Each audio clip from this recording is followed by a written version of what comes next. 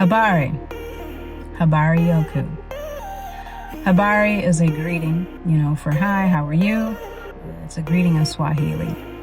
The reason why I'm bringing this up is I have two things that I would like to discuss, and I'm going to try to not be as long-winded with this. But did you know that Rosetta Stone, that the only African language that they have on Rosetta Stone is Swahili? There are over 3,000 languages spoken. The Sand people are the oldest living people, have the oldest DNA on the planet, and yet their language is not even in the mindset of Rosetta Stone. And I want to help you see how our participation in keeping white supremacy alive, how this hinders not only us, but it keeps those voices silent. It keeps the indigenous intelligence of our planet, it keeps it silent and oppressed. Because somehow we believe in that inferiority. As I keep saying it over and over again, we believe in that inferiority. So when we identify, I'm going to address the FBAs, the Aboriginals, the indigenous people, the Black Indians, all those who have these different titles, you really don't understand. I don't think we're really thinking about beyond a individual standpoint, how these titles, these added titles, how it keeps us from elevating and rising out of racism, white supremacy. It would be a shame for us to allow this group, the oldest living people, to allow them to become extinct, and without, fighting for them, without even trying to learn about them, learn their languages,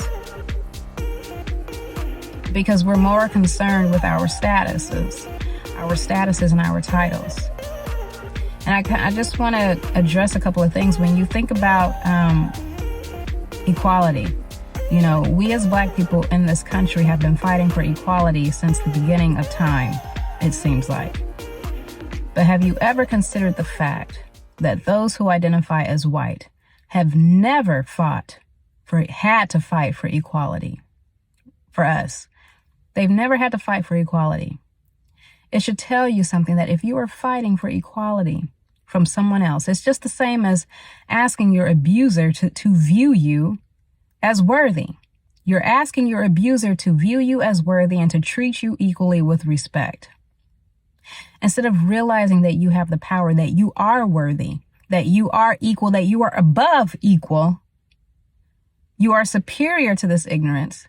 But we're continuing to get down on the level and say, hey, can you treat me equal? Can you, I'm been fighting for this for hundreds of years now. I want you to see me as human, as a full human being. See us as human. It says a lot, and I don't think we're really thinking about how it shows how we view ourselves, as we are still viewing ourselves as inferior and viewing that system as superior, because we're going to it and saying, please accept me. But it's sad that it's easier for us to go and beg them to accept us than for us to go and accept ourselves and to accept each other and to build our own. That's what I'm wanting us to do. But before we can do that, we have to decolonize our minds. And the decolonization process is going to take some time, because a lot of us don't even want to see it. We don't even want to hear the truth. So when you identify as FBA, when you identify as Aboriginal, when you identify as Indigenous, when you identify as Black Indian, and you are African, you have that African blood in you, you can trace your identity back to the continent of Africa, but you have to, for some reason, for your status, claim another title that hurts us globally. Our ancestors went from enslavement, the transatlantic slave trade, went from that to Jim Crow. You have to understand just how much mental colonization it had to have taken for our ancestors to go and walk through those colored only businesses, to actually walk through the back, take the back entrance and do that. And I'm trying to help us see that I don't want us to continue with that state of mind. But in order for us to not continue with that state of mind, we have to be willing to see and to hear and to listen to the people who are trying to educate us on our own inferiority complex and our participation in white supremacy.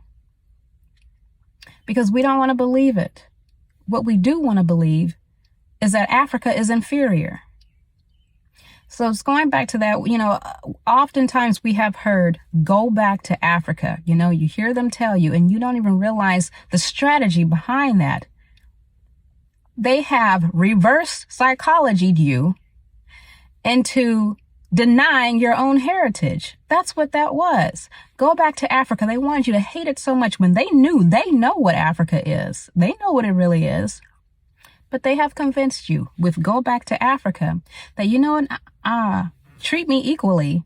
I'm equal. No, we are American too. We're American too. No, we're not American. Not only are we American, we are FBAs. We are foundational Black Americans. That's what we are.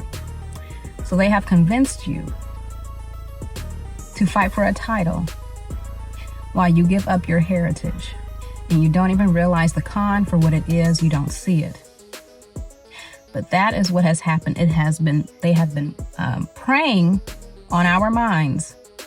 And as I said, you fool me once, shame on me. Fool me once, shame on you. Fool me for 400 years? Come on now.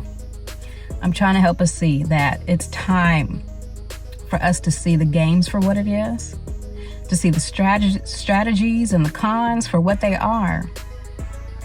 Because if we allow ourselves to be talked out of our own birthright, we will lose the connection to true humanity.